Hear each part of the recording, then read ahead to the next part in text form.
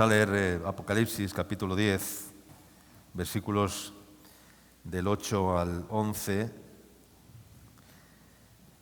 10, 8 a 11, dice así: La voz que oí del cielo habló otra vez conmigo y me dijo: Ve y toma el librito que está abierto en la mano del ángel que está en pie sobre el mar y sobre la tierra. Y fui al ángel diciéndole que me diese el librito, y él me dijo: Toma y cómelo, y te amargará el vientre, pero en tu boca será dulce como la miel. Entonces tomé el librito de la mano del ángel y lo comí, y era dulce en mi boca como la miel, pero cuando lo hube comido, amargó mi vientre. Y él me dijo: es necesario que profetices otra vez sobre muchos pueblos, naciones, lenguas y reyes. Que el Señor bendiga su palabra. Amén. El apóstol Juan estaba en la isla de Patmos, como sabemos, donde recibió la revelación, el libro de Apocalipsis, la revelación profética y escatológica de los misterios de Dios. Y dice que oye una voz del cielo y el ángel del Señor hablando con él, diciéndole que tomara el libro, el librito, que es el rollo, el verbo, la Torá, la revelación, la palabra, que estaba abierto, dice, en las manos del ángel, y el ángel le entrega al apóstol Juan el libro, la palabra, y le pide que la coma. Y cuando la come dice que experimenta algo, y es que era dulce como la miel a su boca, pero amarga cuando la digiere en su vientre. No sé si a ti te ha ocurrido esto alguna vez. ¿Cuánto dicen amén? ¿Sí? ¿Les ha ocurrido esto? Que la palabra ha sido dulce cuando la han escuchado, pero cuando la han tenido que digerir o han tenido que enfrentar circunstancias, se han vuelto amargas, ¿no? En el sentido de que la palabra de Dios es así también, ¿no? Porque el verbo, la palabra, la voluntad del Señor es dulce, amén. Dice que es agradable, que es buena, que es perfecta. Así es la voluntad de Dios. Pero es amarga también a la vez, y a veces se torna amarga y se tiene que tornar amarga, porque si no únicamente viviríamos en la dulzura del Evangelio, en la dulzura de Dios, pero Dios nos tiene que llevar a experimentar la hiel. A Jesucristo en la cruz del Calvario, cuando tenía sed y pidió de beber, le dieron agua, ¿qué le dieron?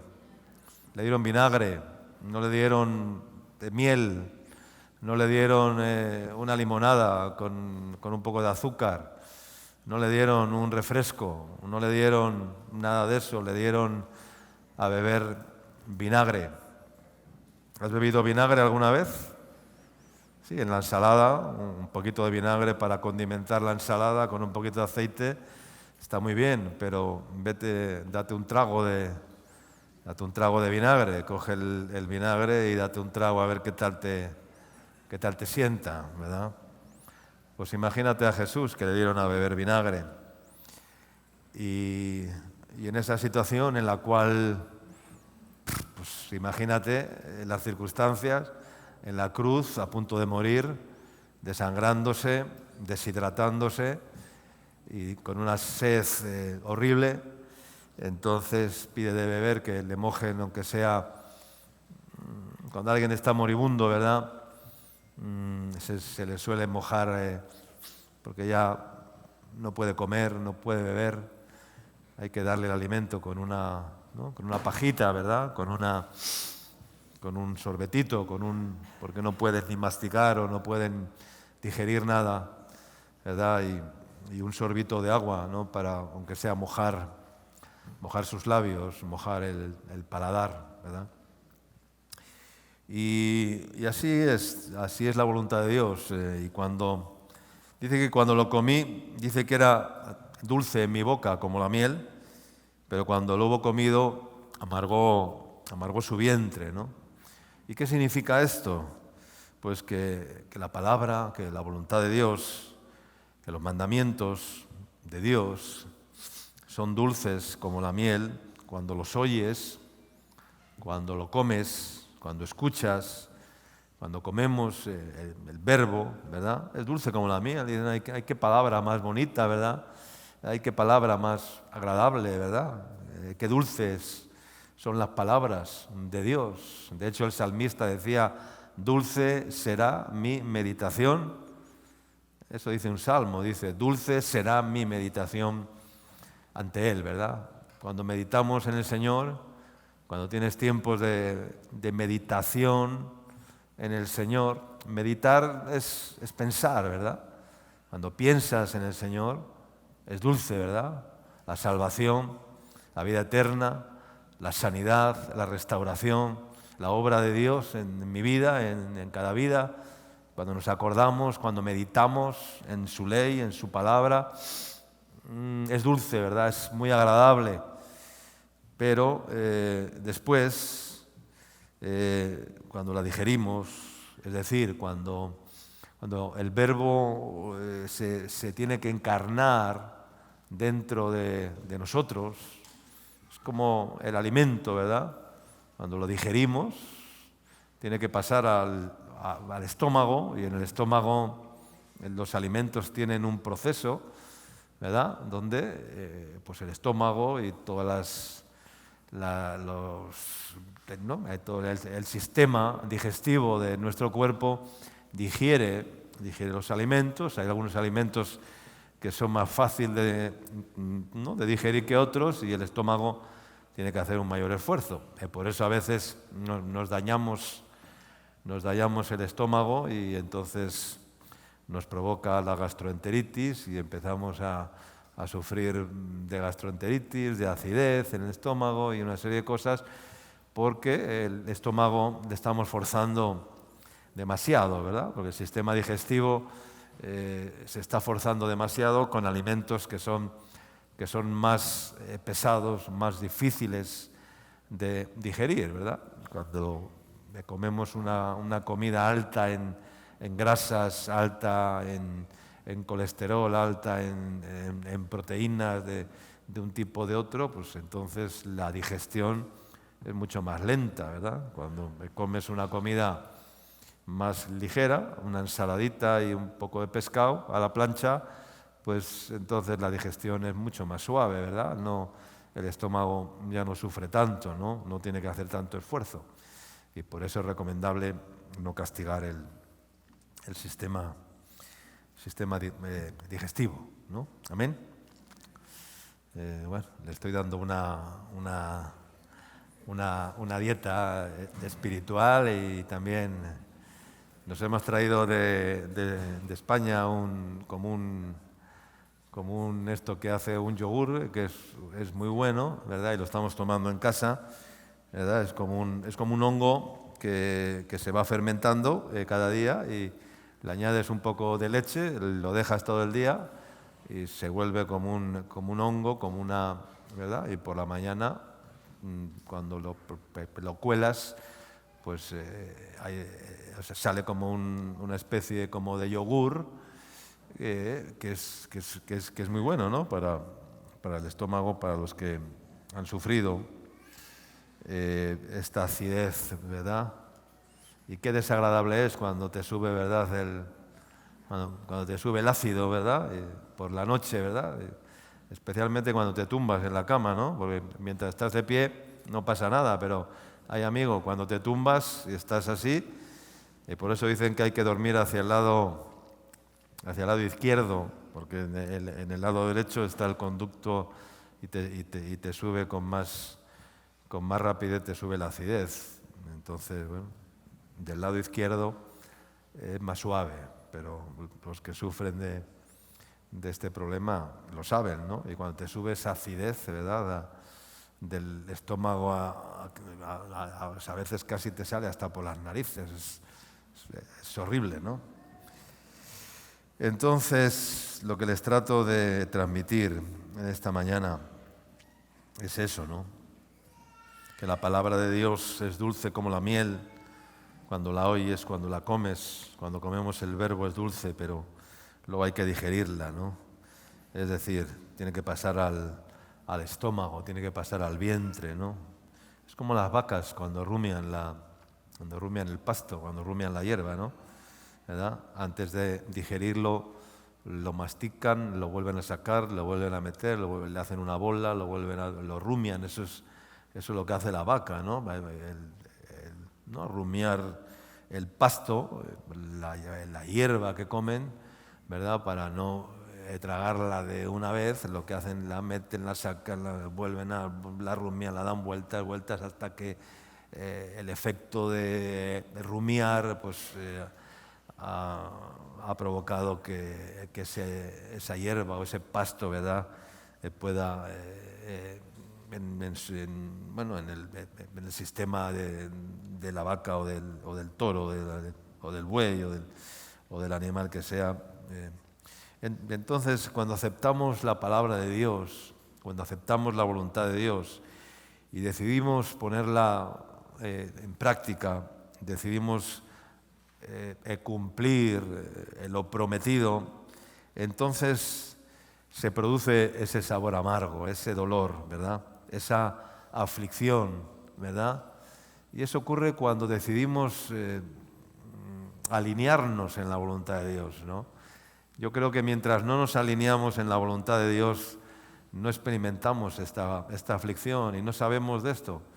Y por eso el Señor nos lleva a esos lugares donde tenemos que enfrentarnos con la voluntad de Dios en nuestras vidas y experimentar pues los dos lados, la dulzura de la miel, pero también la amargura o el dolor o la aflicción de la voluntad de Dios, ¿no? Entre la armonía, es la armonía y el equilibrio entre el gozo y el dolor, porque es como la semilla, ¿no? que el sembrador salió a sembrar, que dice Mateo 13, que dice que parte de la semilla cayó entre piedras, ¿verdad? Y esa es la que es el que oye la palabra, dice, y al momento dice que la recibe ¿cómo?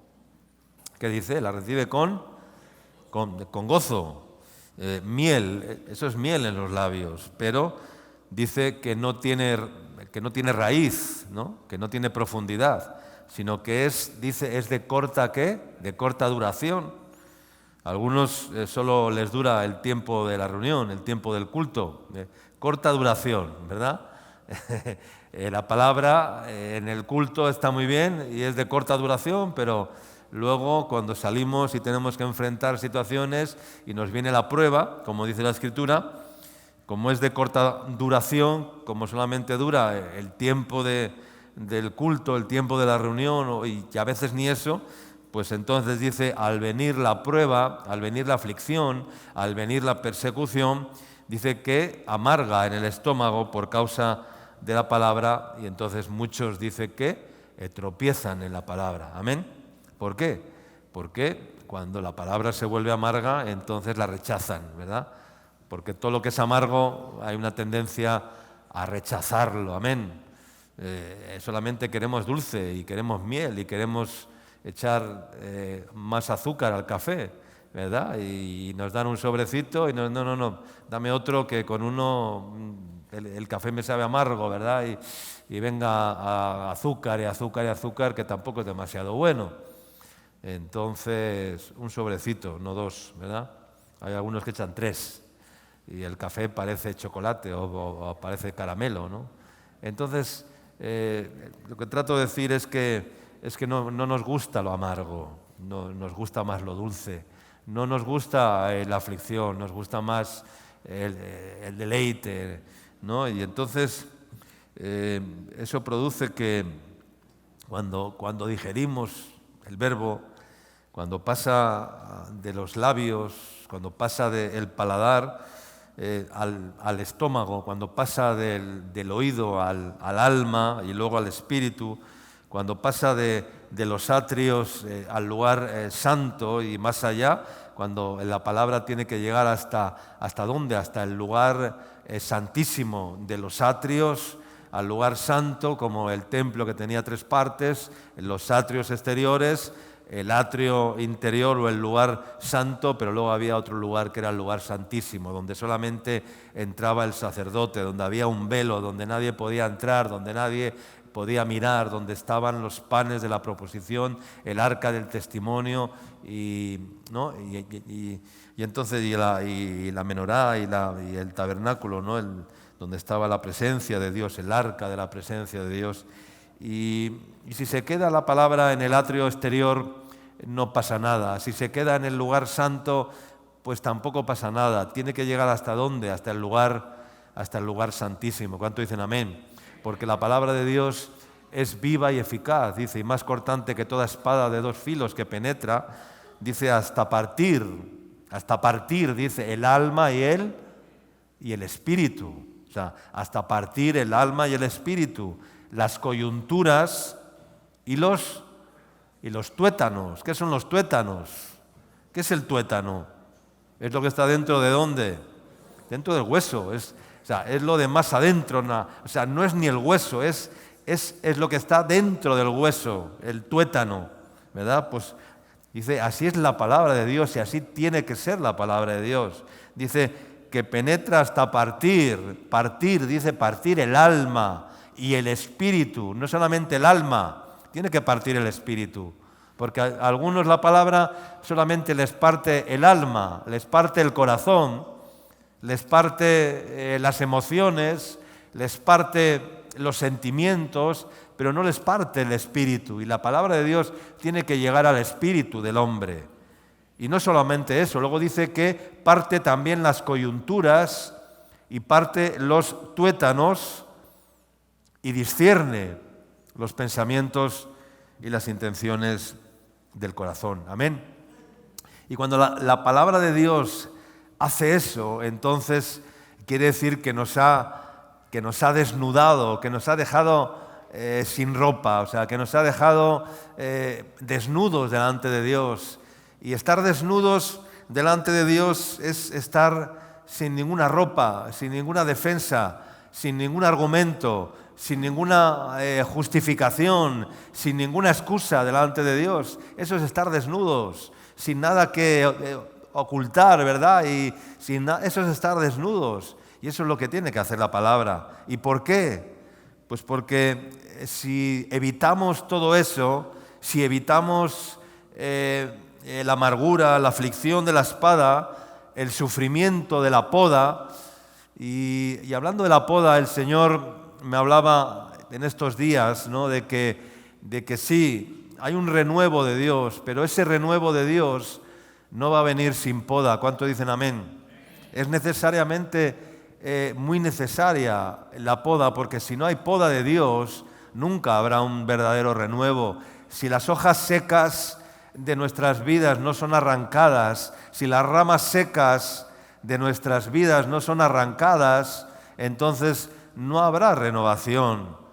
Para que haya una verdadera renovación, hermanos, tenemos que ser podados, porque dice, yo soy la vid, vosotros los pámpanos, el que permanece en mí y yo en él, este lleva mucho fruto. Y dice luego la palabra que todo pámpano injertado en la vid será podado para que lleve más fruto, será limpiado, dice, pero ser limpiado es ser podados, para que lleve más fruto, para que sea renovado en el Señor. Amén.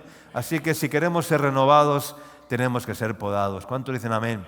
Si queremos ser renovados, tenemos que ser tratados por el Señor y tenemos que sufrir el corte, la poda, la vara, la tijera del podador en sus manos, cortando las ramas, ¿verdad? Y el podador viene con la tijera, ¿verdad? Qué fácil es podar un árbol, ¿verdad? Con las tijeras de podar, ¿verdad? Hay un jardinero por acá, ¿verdad? Viene el jardinero y coge el árbol, pum, pum, pum, pum, pum. Pues Dios es como un jardinero que viene a nuestras vidas, ¿verdad? Y viene con la tijera de podar, ¿verdad? Y te mete aquí un corte, ¿verdad? Y imagínate una rama, la rama del árbol no se duele, pero la poda de Dios, no nos queremos dejar cortar las ramas que están creciendo, chuecas, torcidas, ¿verdad? Que están dañando el árbol, que están impidiendo que el árbol crezca, que el árbol dé fruto. Todas esas ramas tienen que ser cortadas. Y recordemos la celebración de la Pascua, ¿verdad? Cuando debían de comer, ¿qué tenían que comer? Todo el cordero. ¿Con qué? ¿Con hierbas qué? Con hierbas amargas. Ese era el proceso del Pesaj, de la Pascua. Tenían que comer todo el cordero con hierbas amargas y tenían que comer hasta las entrañas, ¿verdad? No podían dejar nada, ¿verdad? Y cuando comes las entrañas de un animal, normalmente, ¿verdad? Cuando los carniceros o los matarifes te matan a un animal, tienen mucho cuidado en no cortar la hiel, porque si cortas la hiel, entonces, chao, luego te vas a comer un conejo que sabe a qué, que sabe a hiel, porque le has cortado la hiel y entonces todo eso ha producido ya una amargura en la carne que no hay quien la quite. Y por eso hay que tener mucho cuidado en no cortar la hiel, ¿no? Cuando se limpia el animal, ¿verdad? Entonces, lo tenían que comer así. Y así es la palabra de Dios, así es el verbo, así es la voluntad de Dios. Hay que practicarla y hay que llevarla y hay que vivirla en su totalidad en nuestras vidas. No podemos quedarnos en los atrios, no podemos quedarnos en los accesorios, no podemos quedarnos... porque si no tendremos nada de valor en nuestro interior, solo tendremos el recubrimiento externo, pero sin la esencia de la presencia de Dios en nuestra vida, ¿no? Y necesitamos la esencia del Espíritu Santo en nuestro interior, amén. Multitud de creyentes, y más que nunca en los tiempos que vivimos, permanecen todavía en los atrios exteriores. La gran mayoría en el mundo, comprando y vendiendo, trabajando, compartiendo con el mundo, siendo parte del mundo, perdiendo su tiempo, perdiendo su vida, malgastando su tiempo, ¿verdad? Unos pocos han entrado en el lugar santo, ¿verdad? Donde participan de los ritos religiosos, donde participan de las actividades de la iglesia, donde participan de los cultos, donde participamos del culto, ¿verdad? Pero el Señor nos habla de que ese no es nuestro culto. ¿Cuál es el culto que nos habla el Señor? Nuestro culto, ¿qué? Racional. Presentaos a Dios como sacrificio vivo, etcétera. ¿Qué es vuestro culto? ¿Qué? Vuestro culto racional. Ese es el verdadero culto, hermanos. El verdadero culto no es el domingo en la iglesia. Es cuando presentamos, dice, nuestros cuerpos en sacrificio vivo, santo y agradable a Dios, que es nuestro culto racional, dice la Escritura en Romanos capítulo 12 y versículo 1. Y ese es el verdadero culto a Dios. No te pienses que el verdadero culto es venir a la iglesia cuando hay reuniones. Eso es permanecer en el lugar santo, ¿sí? El templo, ¿verdad? El lugar donde la casa de Dios, donde nos reunimos, donde nos congregamos. Eso está muy bien, pero el Señor nos quiere llevar a tener un culto racional con Él cada día. Amén. 24 horas al día. Amén. Cada día de nuestra vida. Ese es nuestro culto racional. Amén. Pero en el lugar santo sí, saludamos a los hermanos, pero ahí nos quedamos muchas veces. Pero qué pocos son los que han llegado hasta el lugar santísimo, donde se tiene una comunión íntima con el Señor y personal con Jesús, donde los accesorios ya no sirven para nada, donde estamos desnudos delante de Dios, donde solamente la presencia de Dios es lo que realmente tiene valor en nuestras vidas. pero para llegar hasta ese lugar hay que experimentar lo amargo del rollo y ese equilibrio perfecto de Dios entre lo dulce y lo amargo. Amén. Vamos a leer Isaías capítulo 45, versículos del 5 al 7. Dice: yo soy Yahvé y ninguno más hay. No hay Dios fuera de mí. Yo te ceñiré, aunque tú no me conociste, para que se sepa desde el nacimiento del sol y hasta donde se pone que no hay más que yo Jehová, y ninguno más que yo, que formo la luz y creo las tinieblas, que hago la paz y creo la adversidad. Yo Jehová soy el que hago ¿qué? Todo esto. ¿Cuánto dicen amén? Dios es el que hace todas las cosas. Amén. Dice el Señor: ninguno hay más que yo. Yo soy el que formo la luz y el que creo las tinieblas. Yo soy el que hago la paz y el que creo ¿qué? El que creo la adversidad. Y esto es un encargo de Dios para Ciro, su ungido. Y si somos ungidos del Señor, llamados del Señor, hijos de Dios, pues ese mensaje es también para nosotros. Yo soy el Señor y ninguno más hay fuera de mí. O sea, esto lo tenemos que saber. Ninguno más hay fuera de mí. ¿Cuántos lo creen? Para que se sepa desde el nacimiento del sol, dice, hasta que se pone el sol. Es decir, en toda la plenitud del día, ¿no? En todo el tiempo, quiere decir, ¿no? Desde el principio hasta el fin, desde el alfa hasta la omega, desde que sale el sol hasta que se pone el sol, que se sepa, dice, desde el nacimiento del sol hasta que se pone el sol, que no hay más que yo, dice el Señor, y ninguno más que yo. Lo repite varias veces: y ninguno más que yo, que formo la luz y creo las tinieblas, que hago la paz y creo la adversidad. Yo soy el que hago todo esto, dice el Señor. Amén. ¿Quién hace la paz y quién hace la adversidad? El Señor. Equilibrio y armonía entre la paz y la adversidad, entre lo miel y lo amargo, entre lo dulce y lo amargo, entre la vara y el cayado, entre el gozo y la aflicción y el sufrimiento y el dolor de la adversidad.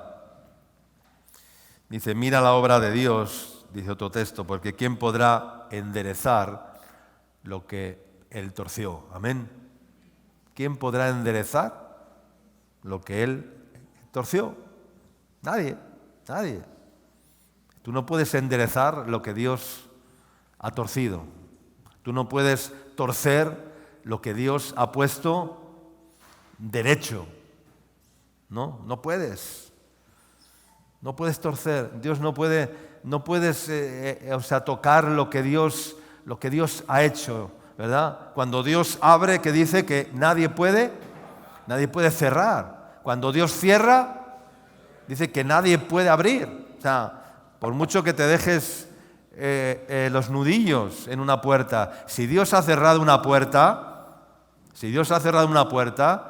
por mucho que tú vayas y empieces a llamar y te dejes ahí los nudillos en la puerta, si Dios la ha cerrado, por mucho que la golpees, ¿se va a abrir? No. ¿Por qué? Porque Dios es el que hace todas las cosas. Amén. Y cuando Dios ha abierto una puerta, si tú la quieres cerrar, ¿vas a poder cerrarla? No, porque querrás cerrarla y tendrás como un viento de recio en oposición que viene sobre ti y que puede más que tú y que no tienes la fuerza para cerrar la puerta, porque la ha abierto Dios. Porque ¿quién es más fuerte, tú o Dios? Algunos se creen más fuertes que Dios.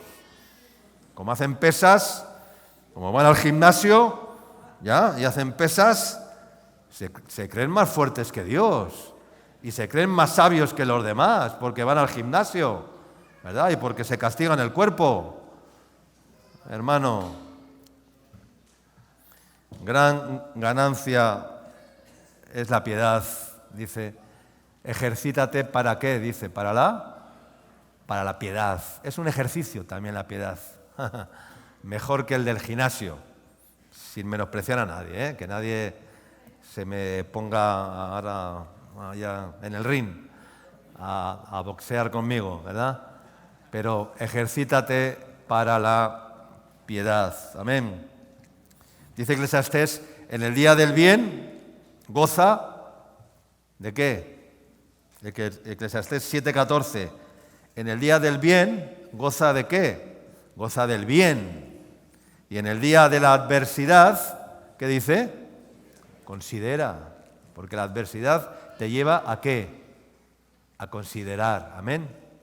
Pero algunos no quieren considerar, ¿verdad? Y cuando viene la adversidad en sus vidas, en vez de considerar y en vez de pensar y meditar y reflexionar que Dios te está llevando a ese lugar para que consideres algo, pues lo que hacen es ponerse de uñas, ponerse mal, quejarse, lamentarse o echar la culpa al marido o a la mujer, al que tiene más cerca, ¿verdad? Porque siempre el que tiene más cerca como que tiene la culpa, ¿no? ¿Verdad? Es el más próximo, ¿no? ¿A quién vamos a echar la culpa? Pues al que tenemos más cerca. O sea, esto es así. Los seres humanos somos así, ¿no? Siempre al que tenemos más cerca le echamos los platos rotos y le echamos la culpa de todo, ¿no? Cuando no tiene culpa de nada. Pero, como es la persona que tiene más cerca, pues a alguien hay que escupirle y a alguien hay que echarle la basura encima, ¿no? Entonces, en el día del bien, goza del bien. En el día de la adversidad, considera. Porque Dios, ¿qué dice? ¿Que hizo qué? Hizo tanto que lo uno como lo otro. ¿A fin de qué? A fin de que el hombre, dice, nada halle después de él. A fin de que el hombre, para que te rindas delante del Señor y digas, no, Señor, si es que eres tú el que haces todas las cosas. Eres tú el que me estás llevando a la adversidad para que empiece a considerar mis caminos, mis obras, mis pensamientos, mis acciones, para que pese mi corazón, a ver en qué estoy andando. Amén. Job es el ejemplo del Mesías sufriente, ¿no? De hecho, los judíos lo tienen como el modelo de la aflicción de Israel, de la aflicción de Jacob, como modelo de los padecimientos del pueblo de Dios, que ha tenido a lo largo de la historia y hasta el día de hoy sigue siendo perseguido y aborrecido y despreciado, ¿no? Por todas las naciones. Lo habremos leído muchas veces, ¿no? Cuando Job salió Satanás de la presencia de Dios e hirió a Job con una sarna maligna desde la planta del pie hasta la coronilla de la cabeza, y tomaba Job un tiesto, como sabemos, para rascarse con él, y estaba Job sentado en medio de la ceniza, dice la palabra, ¿no?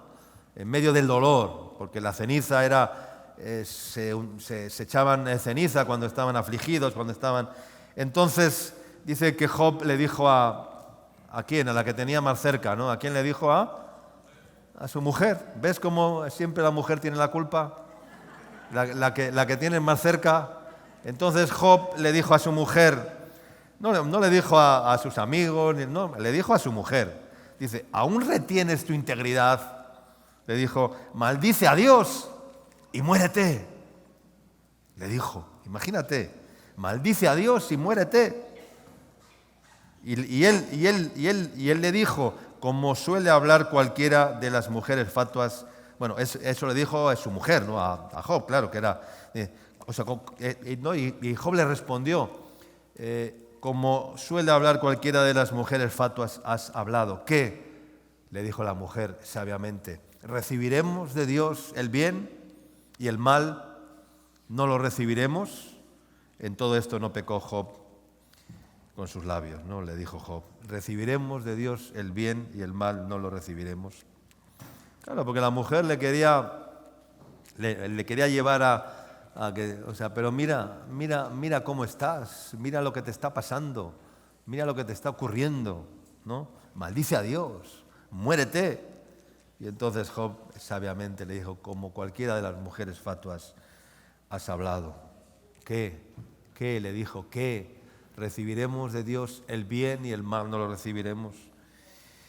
Entonces, hermanos, la mayoría de la Iglesia durante los últimos años, pues hemos visto cómo se ha usado un vocabulario positivo, ¿no?, en la Iglesia, ¿no?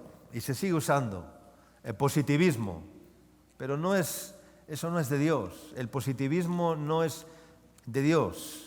Yo creo en la prosperidad de Dios, por supuesto que sí. Dios nos lo ha demostrado fielmente durante 40 años y nos lo va a seguir demostrando porque Dios nos ha prosperado mucho. Pero eso no quiere decir que tengamos que usar el positivismo, ¿no?, lejos de la realidad, proclamando solamente bendiciones, ¿no?, confesando. Hay muchos que confiesan la realidad que no viven en sus vidas. Y le dices, hermano, ¿cómo estás? Y te responde, pues hermano, estoy triplemente bendecido, con la bendición de lo alto, prosperado, ¿verdad? Y está metido en una cueva que no sabe por dónde. Pero el positivismo, muchos ministros del Evangelio, incluso durante mucho tiempo han estado solo predicando miel y siguen predicando miel. Nunca predican persecución, nunca predican aflicción, nunca predican sufrimiento, ni dolor, ni espada. Se llenan la boca de miel porque nunca han digerido la voluntad de Dios, tal vez con verdadero dolor, con sufrimiento, porque siempre han vivido la vida cristiana pensando que Dios es un Dios de bendiciones. Pero, hermanos, la rosa o el perfume de la rosa de Sarón y su camino, pues esa rosa está llena de espinos a veces, está llena de aguijones y está llena de sufrimientos. Y por eso la palabra de Dios nos dice en Proverbios 25, 16, dice, hallaste miel, 25, 16 dice, hallaste miel, ¿y qué dice? Come, ¿qué? La que te basta, no sea castiado de ella, ¿qué? La vomites. Porque la miel, si comes mucha miel, ¿qué te va a pasar? Que te va a empalagar, ¿verdad? Cuando comes mucho dulce, pues el mucho dulce pues te empalaga, ¿verdad? Dice, hallaste miel, come la que te basta, la que es suficiente. Dice, no sea castiado de ella, la vomites. Y el verso 27 y 28 dice, comer mucha miel no es bueno. Comer miel es bueno, porque tiene unas cualidades hermosas y buenas, ¿no? La miel, dice, pero comer mucha miel, dice, no es bueno, ni el buscar la propia gloria es gloria. Y compara la miel ¿con qué? Con la gloria. Compara la miel con la gloria, claro, porque cuando uno está en la gloria es como estar en la miel y la gloria pues son una misma cosa, ¿no? Y luego dice, como ciudad derribada y sin muro es el hombre cuyo espíritu no tiene rienda. ¿Por qué? Pues porque ha comido demasiada miel y está tan empalagado, está tan endulzado, está tan empalagoso, ¿verdad? Está tan ñoño, tan empanado de miel, ¿verdad? Que es como una ciudad derribada y sin muro. Así es el hombre, dice, cuyo espíritu no tiene rienda. Come la que te basta, la suficiente, la que vayas a poder digerir. No comas más de lo que no puedas digerir. No comas más de lo que no puedas digerir. No te des un atracón, ¿verdad?, para que luego tengas una digestión de 5 horas y llegue la noche y todavía estés ahí embotijado como un botijo, ¿verdad? No. la que no puedas digerir, la que no puedas vivir, practicar, no sea castiado de ella, dice, la vomites, la rechaces, ¿verdad? Y por eso muchos vomitan la palabra, porque no la pueden digerir y por lo tanto la tienen que vomitar, la tienen que rechazar, la tienen que decir no. No, ¿por qué? Porque no han digerido lo que han escuchado, porque no han practicado, ni experimentado, ni vivido en sus vidas lo que han oído, lo que han comido, lo que han... Y hemos comido mucha palabra, hermanos, muchos sermones. ¿Cuántos sermones has escuchado? ¿Cuánta palabra has escuchado de Dios? ¿Cuánta dirección de Dios? ¿Cuánta palabra profética de Dios? ¿Cuántos avisos proféticos de Dios has escuchado? Muchos sermones. Yo no sé cuántos sermones habré escuchado en mi vida, pero muchos de ustedes han escuchado mucha palabra de Dios. Porque bueno, si algo tenemos en este ministerio es que no predicamos paja. Aquí predicamos trigo. ¿Cuánto dicen amén? Aquí no comemos paja. No predicamos paja. No predicamos miel, sino que predicamos toda la palabra de Dios, que es útil para enseñar, para redarguir, para convencer y para hacer y preparar al hombre para toda buena obra, como dice la palabra. Amén. Entonces,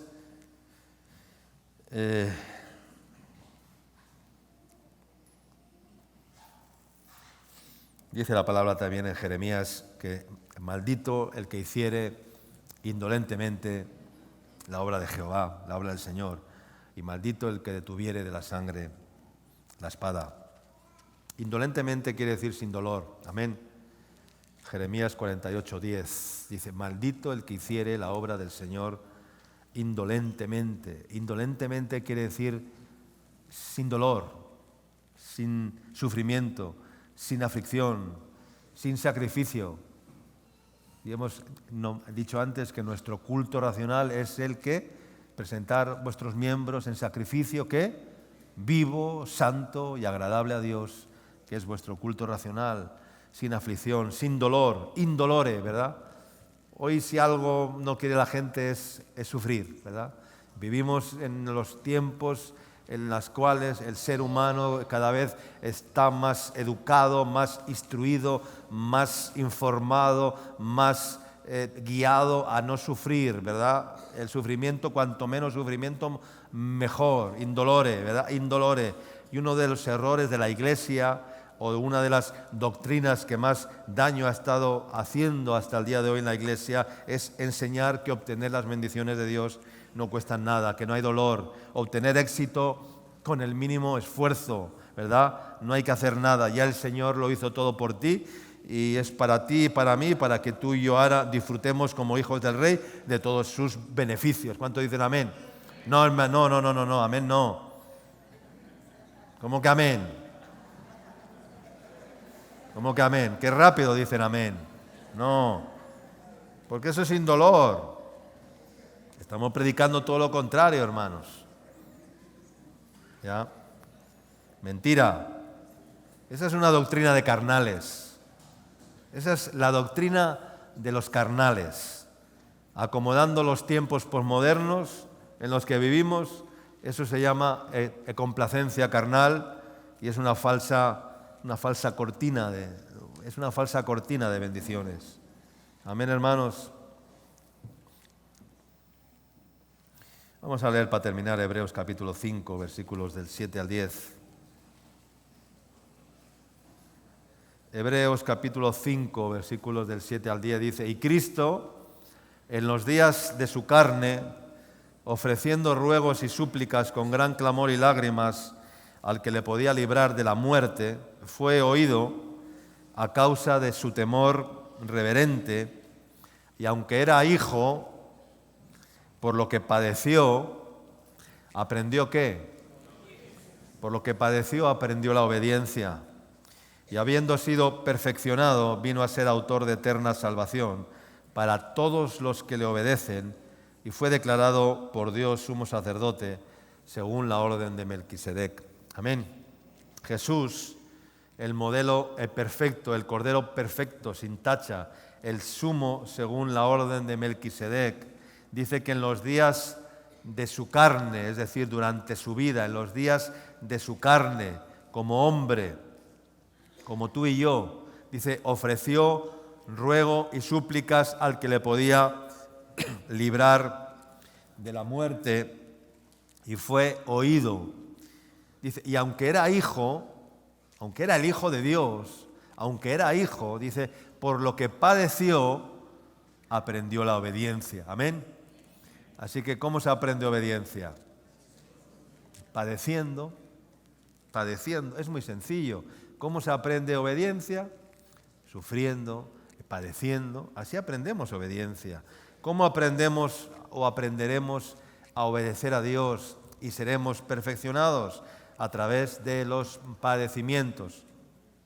Repito, si evitamos el dolor de la espada, no seremos perfeccionados nunca, nunca, nunca maduraremos, nunca creceremos, nunca estaremos preparados para la persecución y mucho menos para lo que pueda venir, porque no hemos sido perfeccionados en la obediencia a través del padecimiento. Amén. Aunque era hijo, por lo que padeció, aprendió la obediencia. Jesús entendió esto muy bien en el Getsemaní, donde bebió el cáliz amargo, bebió el cáliz del dolor, y todo como una preparación para dar el próximo paso, el último paso que tenía que dar, un paso al frente. Se apartó de sus discípulos, estando en el huerto de Getsemaní la última noche. Se quedó solo en el huerto de los olivos. Se arrodilló y oró y dijo, Padre, si es posible, pasa de mí esta copa, pero que no se haga mi voluntad, sino la voluntad de mi Padre, la voluntad del Padre. Y en esa oración dice que se le apareció ¿quién? ¿Quién se le apareció? Un ángel del Señor. Dice que se le apareció ¿para qué? Para fortalecerle. Amén. Para fortalecerle, para enfrentar lo que iba a tener que asumir. Pero porque era hijo, por lo que padeció, aprendió la obediencia. Y el Señor, el Padre, le dijo, te voy a enviar un ángel de Dios, para que te fortalezca en estos momentos de debilidad, en estos momentos de adversidad, en estos momentos de sufrimiento. Te voy a enviar un ángel. Y el Señor, ¿cuántos creen en los ángeles? ¿Ah? No esos que son el Cupido y el otro y el no. Los ángeles del Señor, hermanos. Hay ángeles. Los ángeles son seres ministradores de Dios en nuestro favor. ¿Cuántos dicen amén? Cuando se te aparece un ángel, pues un ángel se te puede aparecer en cualquier momento, en cualquier circunstancia, en cualquier necesidad. Dios envía un ángel. Y por eso dice la palabra que seamos hospitalarios, porque a algunos, dice, sin saber, que dice que hospedaron ¿qué? Hospedaron ángeles. Qué curioso, ¿no? Hospedaron ángeles. O sea, un ángel puede aparecer en cualquier momento, hermanos, para fortalecerte, para librarte de un peligro, para estorbarte en no hacer. El ángel del Señor se le apareció a Balaam cuando iba montado en la burra, ¿verdad? Cuando iba a profetizar por dinero, y el ángel, vamos, le dijo a Balaam, o sea, a la burra, aquí te paras y aquí te paras, o sea, y ni para arriba, ni para abajo, ni para la derecha, ni para la izquierda, se estrechó el camino, no podía seguir para adelante, no podía retroceder, porque la burra para atrás, ni hablar. Para adelante, detente. A derecha e izquierda se había estrechado el camino y Balaam, venga, vamos, que te muevas. Y la burra, que no me muevo. Y un ángel del Señor le detuvo. Y refrenó, dice, un ángel del Señor le detuvo y refrenó la locura del profeta. Le refrenó la locura del profeta, porque iba a cometer ¿qué? Iba a hacer una locura en cierta manera. Hermanos, ángeles del Señor a nuestro lado. Amén. Créelo. Y dile al Señor que ponga un ángel o varios ángeles a tu lado, ¿verdad? Y eso te da una seguridad en cualquier momento, en cualquier situación. La gente se desespera, la gente se trauma, la gente se... Pero cuando tienes el ángel del Señor, y el ángel del Señor acampa en derredor de los que le temen y los defiende. ¿Cuánto dicen amén? El ángel del Señor acampa en derredor de los que le temen y los defiende. Pero de los que le temen y le obedecen, ahí envía el Señor su ángel. Amén. Gloria a Dios. Aleluya. Vamos a leer otro versículo en Lamentaciones 3. Ahora sí terminamos. Dice en Lamentaciones 3, 31 a 33, dice, porque el Señor, dice, no desecha para siempre. ¿Cuánto dicen amén? Antes se aflige, también se compadece, según la multitud de sus misericordias, porque no aflige ni entristece voluntariamente a los hijos de los hombres, porque no aflige ni entristece voluntariamente a los hijos de los hombres. Antes se aflige, dice, también se compadece. Así que, hermanos, es necesario el dolor, ¿verdad? Porque sin el dolor, sin la aflicción, nuestro orgullo se dispara, hermanos. Nos colocaría muy arriba, nos colocaría en un pedestal, en la cúspide de una pirámide, y miraríamos a los demás por encima del hombro, pensando en nuestro interior, qué bueno soy, soy el mejor, soy el number one, soy el que mejor lo hago, soy el que sé más que todos ellos, soy el que tengo más unción que todos ellos. Mentira. El apóstol Pablo dijo, para que no me exaltase desmedidamente, me fue dado un aguijón en mi carne, un mensajero de Satanás que me abofeté para que no me enalteciese sobremanera. Y todos necesitamos aguijones en nuestras vidas, uno o varios aguijones. Necesitamos ser golpeados para ser ablandados, porque si no el cuello duro, cerviz erguida, paso altanero, corazón duro como un diamante. O sea, fíjate, decía Pablo que le fue enviado un mensajero de Satanás para que date así una por la derecha y otra por la izquierda, ¿verdad? Pues imagínate un mensajero de Satanás, pum, pum, pum, pum, pum, pum, para que le abofetee, dice. Hermanos, necesitamos ser ablandados. ¿Cómo se ablanda el pulpo? ¿Cómo se ablanda el pulpo cuando le pesca?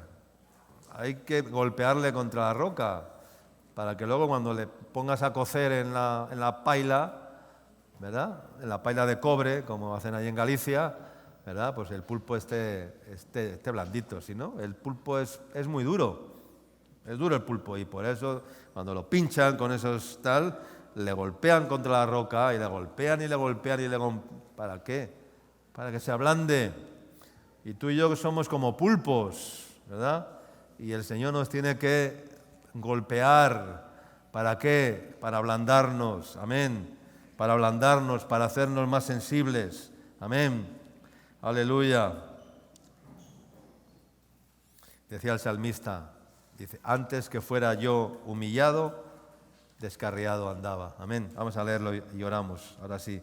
Salmos 119, que pongan ahí 67 al 71. Leamos estos versículos y oramos y terminamos. Dice, antes que fuese yo humillado, ¿qué dice? Descarriado andaba. Ahora que guardo tu palabra. Bueno eres tú y bienhechor. Enséñame tus estatutos. Contra mí forjaron mentira los soberbios, mas yo guardaré de todo corazón tus mandamientos. Se engrosó el corazón de ellos como sebo, mas yo en tu ley me he regocijado. Bueno me es haber sido, ¿qué? Humillado. ¿Para qué? Para que aprenda tus estatutos. Amén. Bueno me es haber sido humillado. La humillación nunca va a ser mala. ¿Cuánto dicen amén? Nunca, jamás. Jamás pienses que el ser humillado va a ser algo que va a traer pobreza, va a traer malestar. Igual malestar sí, pero luego va a traer bendición. Bueno me es haber sido humillado para que aprenda tus estatutos. Amén. Y el Señor nos tiene que humillar. El Señor nos tiene que humillar a veces con adversidades, con aflicciones, con amarguras, para que seamos ablandados, para que seamos sensibles, para que seamos edificados.